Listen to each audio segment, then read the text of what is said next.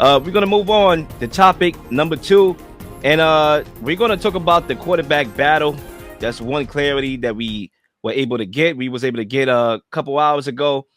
Daniel Jones was named the starting quarterback for the Indianapolis Colts, and we're gonna talk about it right now and give some opinions on that.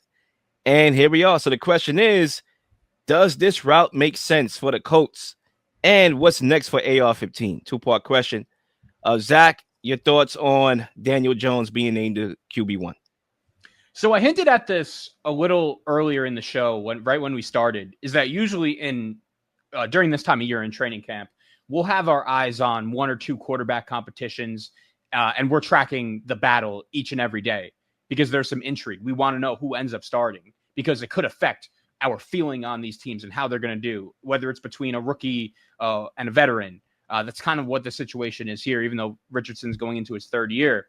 But this was one of those situations, Lil, where whoever won this quarterback competition, my opinion on the Colts wasn't really going to change. And the bottom line with Anthony Richardson is this.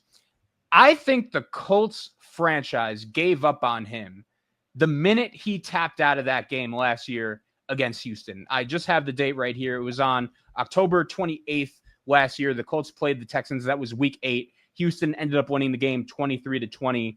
And Richardson I've never seen any quarterback do this in my time watching the NFL. He was too tired and he had to leave the game. And I think his teammates, his coaches, and really this whole Indianapolis Colts franchise kind of lost some hope in him after he did that. We know he's had a lot of up and down moments. He'll have some throws that wow you. That week 1 throw against Houston last year really came to mind. But you watch that first preseason game against the Ravens when on the first play of the game, I believe, he takes that sack. He was not able to locate the proper protections, and he had a free blitzer, a free runner come right to his face and ended up injuring his pinky. And I realized, and I kind of agree with what Dugenais says in this comment, as soon as the Colts paid Daniel Jones, I believe it was $14 million per year this offseason, that's kind of when I knew he had the upper hand when it comes to the quarterback position in Indianapolis, because that is big, big money to give a quarterback that's a free agent. You don't do that if you're just wanting the guy to be a backup quarterback. And when it comes to Anthony Richardson, I think that his time in Indianapolis is over. And I don't think he's going to be the Colts quarterback of the future or what they hoped him to be when they drafted him. I think looking back, he was pretty overdrafted. This is a guy similar to Shamar Stewart that I just mentioned. He was just drafted purely on potential and raw physical attributes. And although we have the prime example of Josh Allen, the Bills sticking with him and that working out, 99 times out of 100, it's not going to work out. And that's what happened here.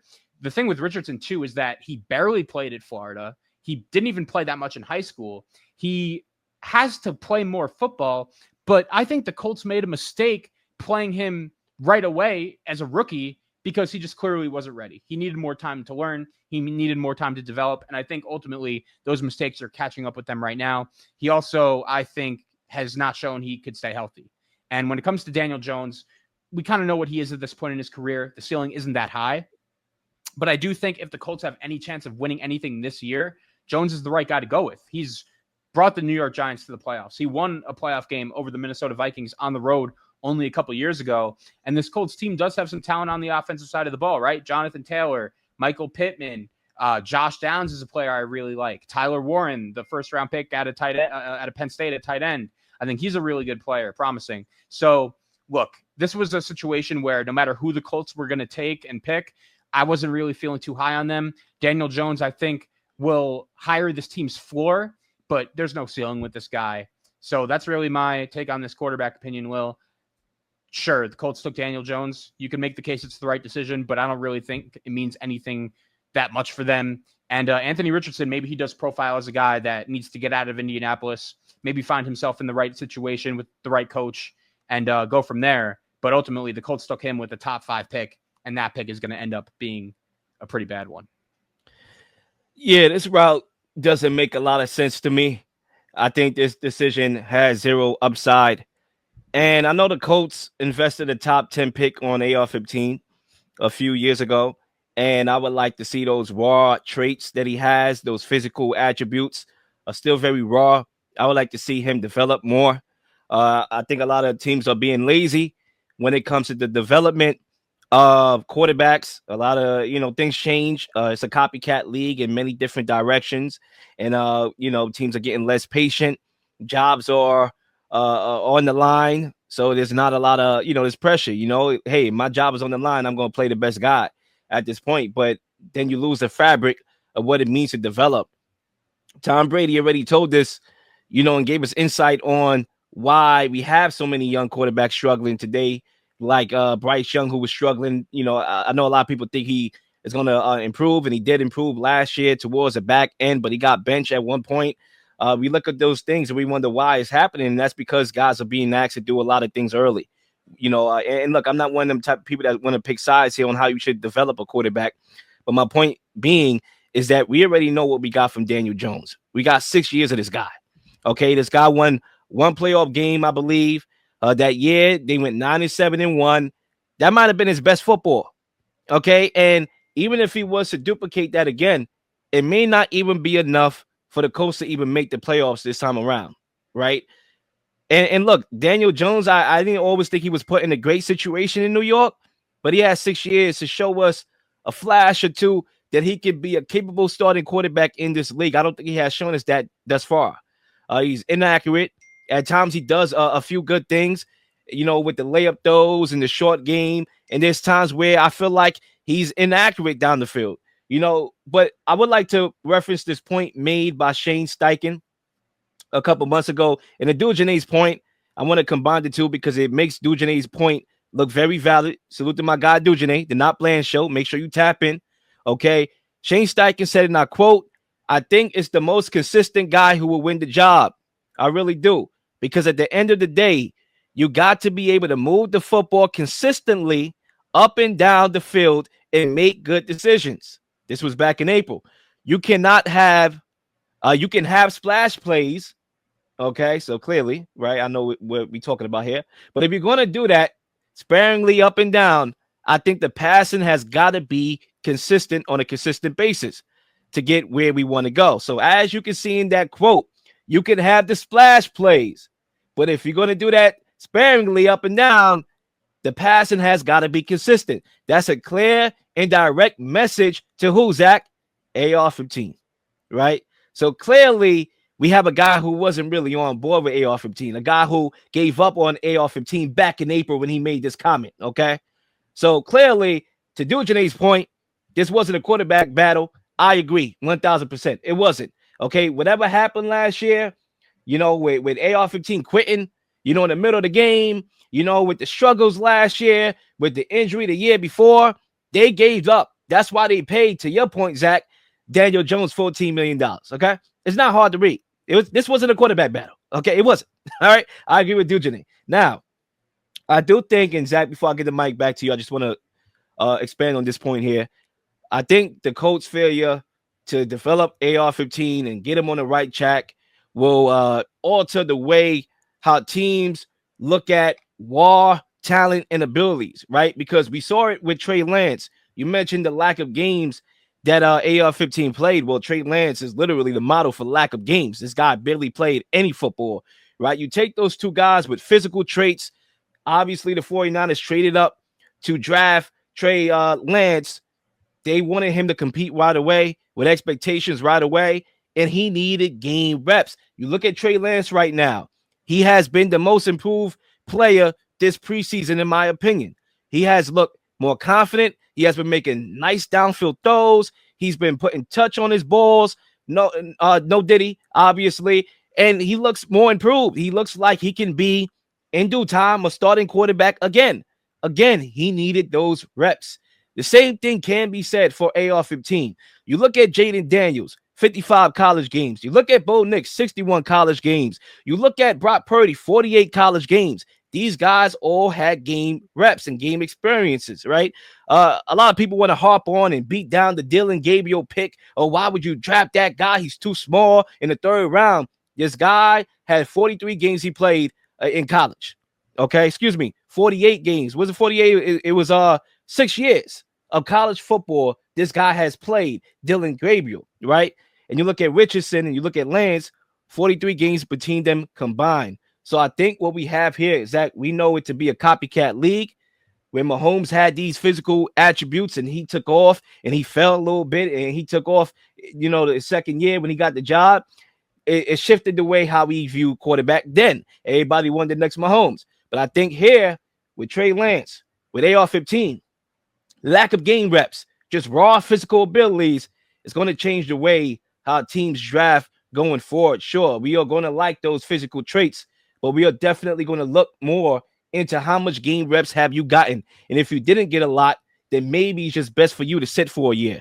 And that's my take. And I agree. The issue is, though, with Richardson, it's almost like damned if you do, damned if you don't. Richardson didn't play much in college, as you just alluded to. So the Colts were like, okay, we need to get him on the field right away. So they did that. And I think that hurt him because he just wasn't ready. And my point with Richardson is I'm not calling his career over, but what I am willing to say is that the Colts overdrafted him, taking him in the top 5. That was way too high for a guy that just didn't play that much in college. And the same thing could be said for Trey Lance, which is why I do think Richardson could go to another team and in a year or two have some success. But the Colts gave up on him. I think him tapping out of that game last year was the final straw. And the thing too, Will, is Jim Irsay, their owner, RIP, he just passed away. So the guy that owned the team when they took Richardson is no longer with us. His daughters are now running the team. And I think Shane Steichen and Chris Ballard realized, okay, we are squarely on the hot seat. Like, if we don't have a successful season this year, we're screwed and we're out of a job. So I do think they looked at the situation and said, we're done with the Anthony Richardson experience. We need a guy that, even though he might not get us to a Super Bowl, if we have any shot at getting to the playoffs, they view Daniel Jones as that guy. You mentioned that he did bring the Giants to the playoffs a few years back. I do think this Colts situation is better than the situation he had in New York. But at the end of the day, I'm not a believer in Daniel Jones. I don't think this team is getting to the playoffs. And ultimately, my prediction is at the end of the year, the trio of Richardson, Shane Steichen, and Chris Ballard are all gone from Indianapolis. I mean, look, that's why I don't like giving these guys names. Quarterback guru, quarterback whisperer, this, that, and the third. And look, I understand his track record as an OC. I'm talking about Shane Steichen here. I believe Justin Herbert's best year was the first year. And look, he had a good year last year, limited the turnovers. But as far as the explosives, everything, I thought it was his first year, which was under Shane Steichen. Jalen Hurts had a very good year, I believe, with Shane Steichen. Carson Wentz, did Carson Wentz get Shane Steichen as his coordinator? I believe so, right? He had no. So Hurts' first 2 years were with Steichen. All right, good. So it was Doug Peterson that was calling the plays with Carson Wentz. But nevertheless, Herbert, Hurts, they had very good years with Shane Steichen. I thought it was another quarterback. Minshew. Minshew had not him, but he actually had a good year with Shane Steichen as well. So that's another guy that had a good year with Steichen. But if you're supposed to be this quarterback guy, that's your job, is to develop these young quarterbacks. I agree. I don't think he should have started week 1. I think that kind of doomed his career for now. Obviously, there's always time for resurrection. Ask Geno, ask Baker, ask Sam Darnold, right? But in the short term, it was a bad move to start in week 1 when you had Minshew over there. Should have thrown him out there like he ended up playing after the injury and rock out with AR-15 after that. But they got greedy. They threw him out there, and now clearly they don't want him. Clearly. So, Zach, I would say this. In order for AR-15 to have this resurrection that we see so often, I think a trade has to be made or he has to leave. And, Zach, I don't know what you feel about this, but I'll throw the Steelers out there. They got Aaron Rodgers for 1 year. More than likely, he admitted it, is his last ride. I mean, you're going to need a quarterback in the future. Don't give me no Mason Rudolph now, okay? AR-15 being coached by Mike Tomlin. Look, Mike Tomlin hasn't developed a quarterback yet, ever, okay, because he inherited Big Ben. But I look at that team as needing a quarterback after Aaron Rodgers retire. I think that would be a good fit for AR-15 as far as being able to play next year. I don't know, Zach, if you want to agree or disagree, but the mic is yours. Yeah, so in theory, it makes sense. You hit it, though. Do we trust Mike Tomlin to be the guy that unlocks Anthony Richardson? I don't. And I think that would be a concern. So although it would give Richardson the opportunity to maybe play right away, I just don't know if him, Mike Tomlin, and Arthur Smith would be a great mix. The team that came to mind for me was actually the Raiders. And I say that because in 2023, that draft, the Colts took Anthony Richardson with the number 4 pick, right? The team that picked 5 right after the Colts was the Seahawks, of course, at the time coached by Pete Carroll. And there were some rumblings that if Indy did not take Richardson, Seattle was going to take him. Geno Smith, ironically, was on the Seahawks at that time, but they were looking for their quarterback of the future. And Pete Carroll is a guy, unlike Mike Tomlin, that has developed some young quarterbacks over his time. And Chip Kelly with Anthony Richardson, that would be a pretty intriguing mix. Chip Kelly won a national championship at Ohio State last year with Will Howard, a mobile quarterback, athletic, who could move a little bit. Brock Bowers, that would be a nice safety blanket to pair him with. So that was the team that came to mind for me. But I do wonder, would a Richardson trade happen this season? Like, are the Colts so done with him that they would trade him before the season starts? I'm not sure about that, because I do think although Jones was named the starter, we do know that he has had some injury problems during his career. I do think if Richardson stays with Indy, he will hit the field this year. It's just a matter of when would the Colts ultimately decide to move off him if they do indeed have no more faith in him, like we're saying. Yeah, we'll see. But Daniel Jones is the guy, and we'll see. I mean, this is another guy fighting for his reputation currently as well. He took the gamble to leave a great situation that was in Minnesota to have the opportunity to play and start, and he's gotten that opportunity. And we'll see what happens with AR-15 going forward. I just think that it was a mess, and I didn't think he stood a shot after last year and on the field stuff with the quitting on the football team and all that. I think they had enough, and they don't want the headache of going through the growing pains with developing a young raw, quarterback that is AR-15. So we'll see what happens, and if this end up being the right thing, or if it ends up not making any sense. We'll see.